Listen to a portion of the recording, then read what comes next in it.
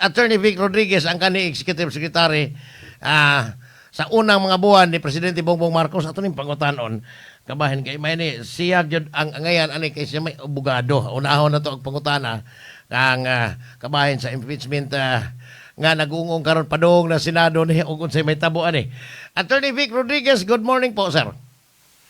Magandang umaga, maayong buntag Cebu, maayong buntag Oka at maraming salamat sa inyong paganyaya sa akin ngayon sa inyong programa. Sir, Bisaya ka pala eh.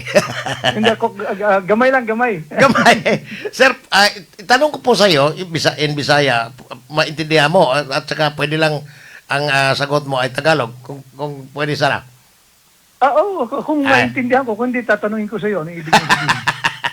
Anyway, sir, naka-live streaming po tayo. May mga Pilipinong nakamonitor ngayon sa ating live streaming sa buong mundo. Karamihan dito nasa yung mga gabi ngayon doon sa Amerika, Canada at ibang bansa.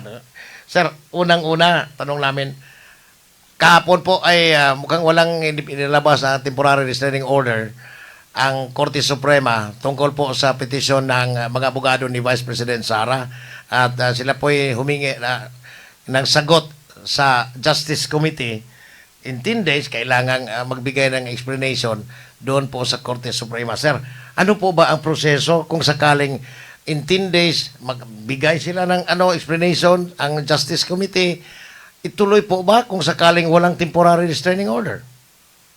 Well, number one, I think yung kautusan ng Korte Suprema na pinasasagot ang House of Representatives, specifically the Committee on Injustice, or Committee on Justice rather, is a good start dito sa kasong ito ng mga abogado ni VP Inday. Dahil ito ay pagkilala na may basihan yung kanilang isinampang petisyon sa Korte Suprema.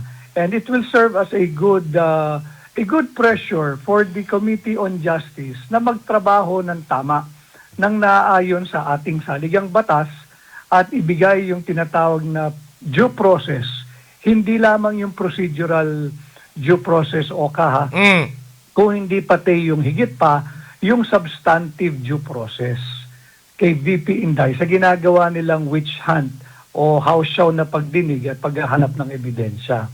Ngayon, yung pangalawang tanong mo, pag hindi nag-issue ng TRO, matutuloy pa ba ang hearing? Kaya I think the workings and the mind of the Supreme Court is that it has and it will always accord a co-equal branch of government, courtesy and respect. Alam niyang co-equal niya yung legislative branch. So hindi siya basta mangangahas na mag-TRO nang hindi ito pinasasagot.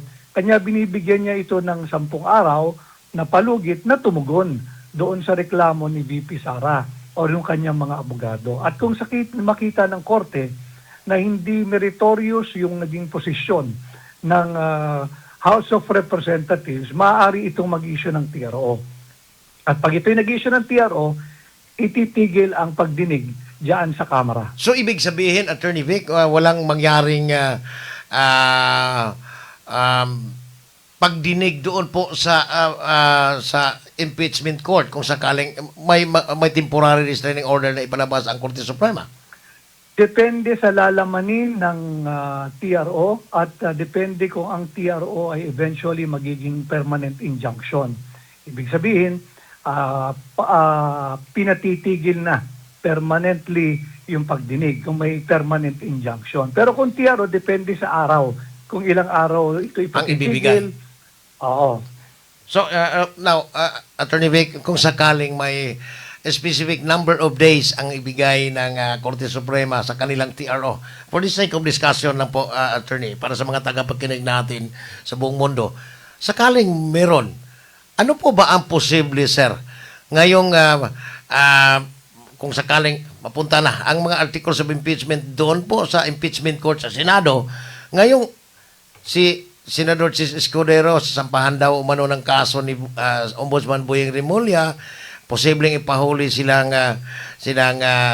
Joel Villanueva, Jingo Estrada, ang matira na lang dyan, I think si Robin Padilla, kasi wala na rin si Senador Bato, at saka si Senador Bungo. Now, sir, hindi kaya dihado ang kampo ni Vice President Sara, just in case yung pagboboto ng mga senador as judges sa impeachment trial ni Vice President Sara dahil parang hinahabol na ngayon ng Malacanang ang mga sa tingin nila mga pro-Sara senators. Tama ka, maganda yung observation mo. Tama ka, hindi parang. Talagang ginigipit nila. Lahat nung sa tingin nila ay hindi papabor sa kanilang script na ma-impeach at ma-convict sa impeachment court si Vice President Inday Sara. Kaya ginigipit nila, kakasuhan, ikukulong. Pero pag tiningnan mo ang ating saligang batas, ang malinaw sa saligang batas, kinakailangan mo ng 2/3 vote to convict any official subject of an impeachment proceeding. Hindi sinabi roon kung yung 2/3 ba yan ay 2/3 na actually nag-participate o yung buong kabuuan ng Senado. Kung 2/3 ang buong Senado, whether you are present or not during the trial, 24 yon. So kailangan mo ng 16. Ngayon, kung may nakulong at naging non-bailable ito, natural, hindi makakapag-participate. Kaya lang merong other modes recognized by the court now, here and abroad. Pwede naman silang mag-participate via online. Because even if they will be sued, this is my interpretation, my own from my own legal mind and own legal view. Now, even if they will be incarcerated for the time being, maging PDL sila, yung persons deprived of liberty, hanggat wala pang conviction, they are presumed innocent. Until guilty until proven otherwise. Hindi ba? So pag inosente ka pa, bagamat nakakulong ka at non-bailable yung kaso mo, hindi pa rin nawawala yung pagiging incumbent senador mo. At habang incumbent senador ka, marapat lamang na mag-participate ka sa isang napakahalaga, napaka-importanting proseso katulad ng impeachment proceeding or impeachment hearing. Hearing na, hindi na proceeding. Hearing na pagdating sa Senado. So sa aking, in my own humble opinion, sa aking pananaw, ay hindi pa rin dapat mawalan ng partisipasyon yung mga senador na makukulong pagdating ng pagpinersa ng corrupt na administrasyon ni Bongbong Marcos na ikulong yung mga inaakala nilang hindi papabor sa kanilang script. So, Attorney Vic, ito lang po ang obserbasyon ng mga tagapakinig natin. Si Vice President Sara daw, hinahabol na may na pinagbintangang may 600 million plus na intelligence funds. Samantalang yung mga mali-malitang pera na hinatid sa bahay ni Martin Romualdez, bahay ni Sandro Marcos, pati na po sa bahay ng presidente, ay hindi raw. Walang, parang binasura kaagad yung impeachment complaint ni presidente doon po sa Committee on Justice, which is yung una na final earlier this year. Now, bakit po, sir, paano natin ma-reconcile ang utak ng taong bayan kung sakaling yan ang kanilang obserbasyon na yung 612 million lang, while yung pinakamalaking ilang billion yung nanakaw nilang pera ay parang binasura lang? Tama yung obserbasyon ng sambayan ng Pilipino. Ang ginagawa nga ito ay malinaw na paglabag sa ating saligang batas, specifically yung Due Process and Equal Protection Clause of the Constitution. Nakita ng lahat na hindi nagtagal yung impeachment proceeding laban kay Bongbong Marcos. Alam naman natin na hitik-siksik liglig ng kurakot at korupsyon si Bongbong Marcos at ang kanyang administrasyon. Pero idinismiss ito agad doon sa impeachment proceedings pagdating pa lamang sa hearing on substance. So ang sinasabi nga natin, nagsampa rin tayo ng for petition for certiorari and prohibition. Ang sinasabi natin, iba yung ginagamit na panukat kay Bongbong Marcos, iba yung ginagamit na panukat kay VP Inday Sara Duterte. Bagamat parehong kaso ito, impeachment. Dapat kung paano mo trinato yung impeachment proceedings laban kay Bongbong Marcos, ganun din dapat. Yung gagamitin mong panantayan o panukat, pagka na dinidinig mo na yung kasong impeachment complaint laban kay VP Inday Sara. Malinaw dito, may double standard. Merong tinititigan, may tinitingnan. Merong pinapaboran, merong dinidiinan. Kaya dumudulog sa Korte Suprema. Now, Attorney Vic, itong posibilidad na mangyari in the coming days, sir, bakit po ang taong bayan medyo tahimik ngayon sa flood control controversy.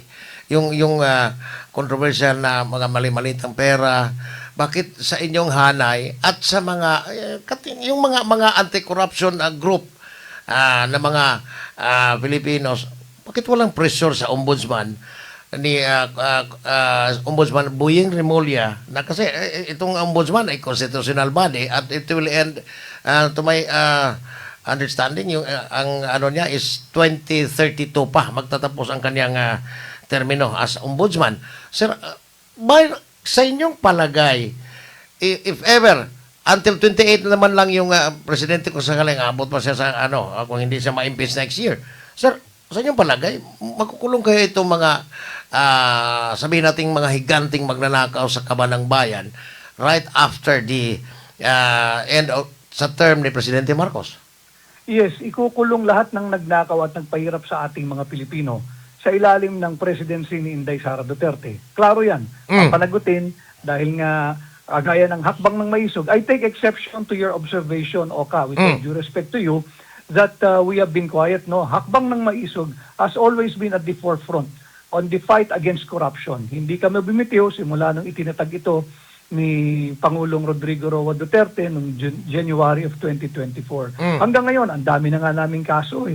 Kinasuhan namin yung sa kanilang kaso sa Supreme Court laban dyan sa unconstitutional na 2025 national budget. Kami rin ang nag-handle ngayon. Sorry po sir, hindi pinick up. Sa totoo lang, araw-araw kami nagbasa ng mga national broadsheets. Ay, wag ka na magbasa ng broadsheet, Oka. Wala ka maaasahan sa mainstream media. Bayad lahat yan. Kaya nga, hindi namin nakita eh. Akala namin, tahimik lang kayo. No. You better shift channel or change channel to social media. Yung mainstream media, wala yan. Parte yan ng aparato ng korupsyon at kurakot at pambubudol ni Bongbong Marcos. You cannot rely anymore on the social media.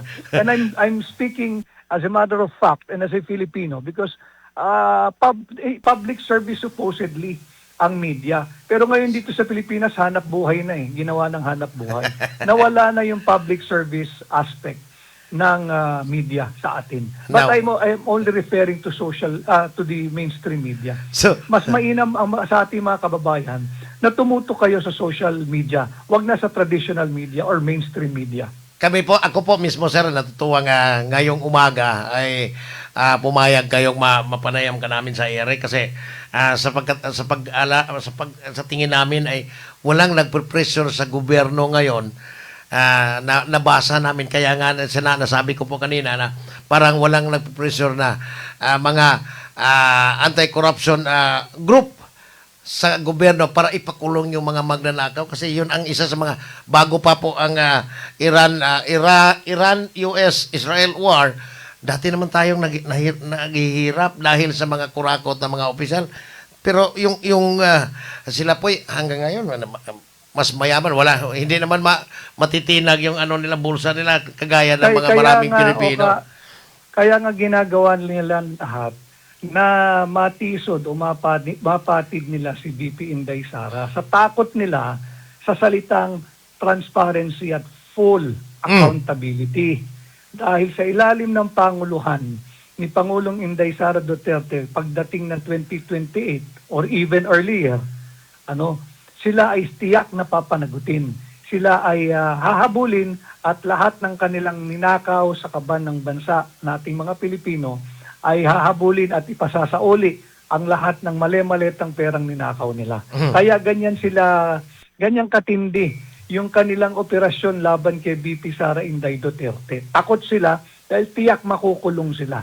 Pero Attorney Vic, kami pong mga ordinaryong mga Pilipino, kasama na yung tagapakinig natin, ay nagmamadali. Ang judicial process natin dito, it will take years. Sir, ano kayang maaasahan namin? If ever, Vice President Sara will win sa 2028, ilang taon kaya pa ang hihintayin ng taong bayan bago makulong yung mga magnanakaw na yan?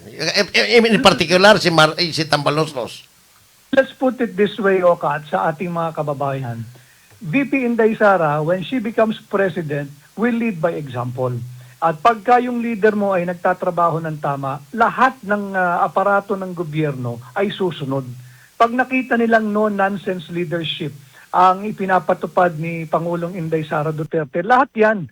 Wala namang Pilipino na gustong pagnanakaw. Wala namang Pilipinong gustong naghihirap ang kanyang kapwa Pilipino. Kaya lamang, pagka yung korupsyon ay nagsisimula sa ituktok, mismo sa tanggapan ng Pangulo, kagaya ng nangyayari sa atin ngayon kay Bongbong Marcos, lahat yan, tatama rin na magtrabaho. Lahat yan magnanakaw na lang. Yan ngayon ang legasiya ni Bongbong Marcos. Masakit sa mata, attorney, ha? Kung sa totoo lang po, attorney, kung right after the presidency of Vice President Sara, if ever lang, for the sake of discussion, masakit sa mata namin na tingnan yung mga magnanakaw na nasa lansangan o nasa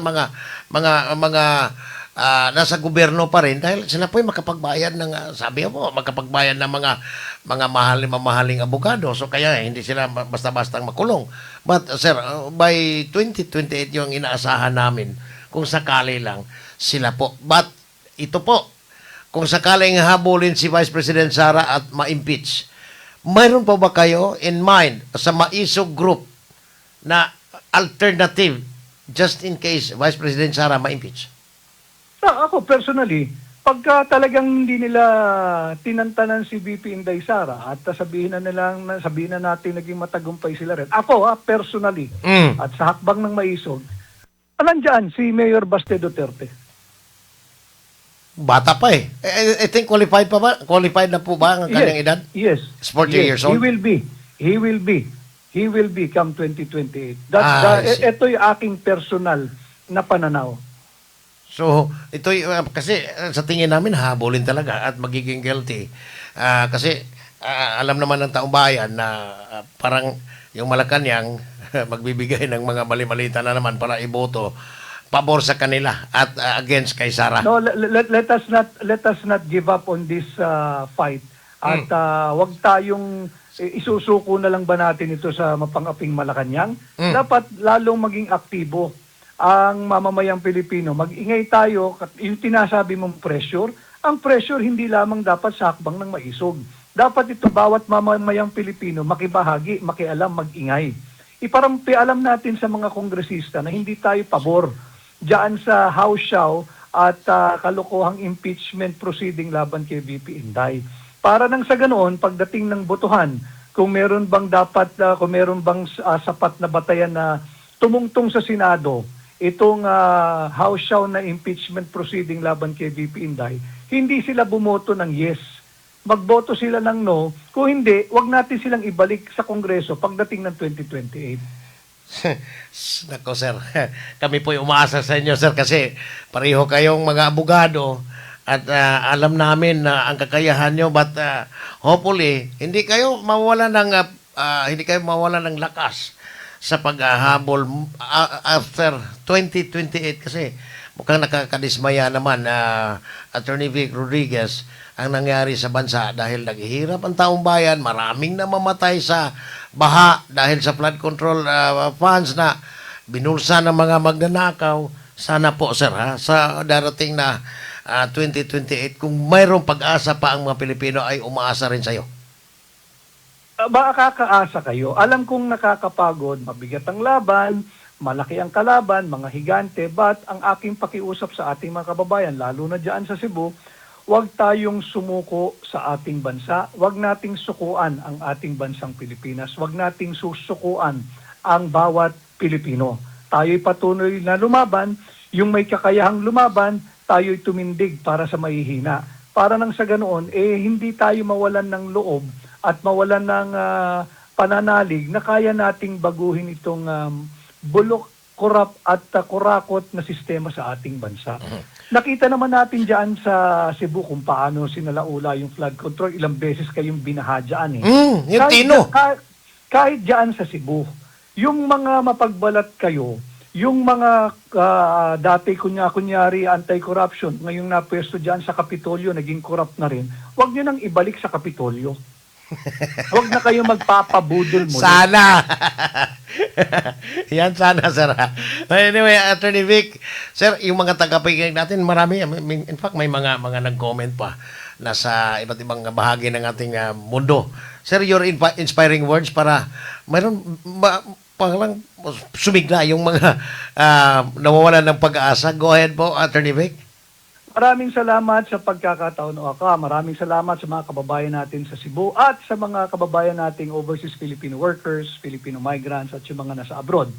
Ang akin pong pakiusap lang sa lahat ng Pilipino, patuloy po nating mahalin ang Pilipinas. Alam kong mabigat ang laban, subalit huwag po nating susukuan ang ating bansa. Isa lang po ito. Kahit nasaan kayong lugar, Pilipino kayo. Huwag nating susukuan ang ating kapwa Pilipino. Patuloy tayong magsama-sama, labanan natin at iwaksi ang kurakot at korap na Bongbong Marcos administration. Maraming salamat po, Attorney Vic Rodriguez.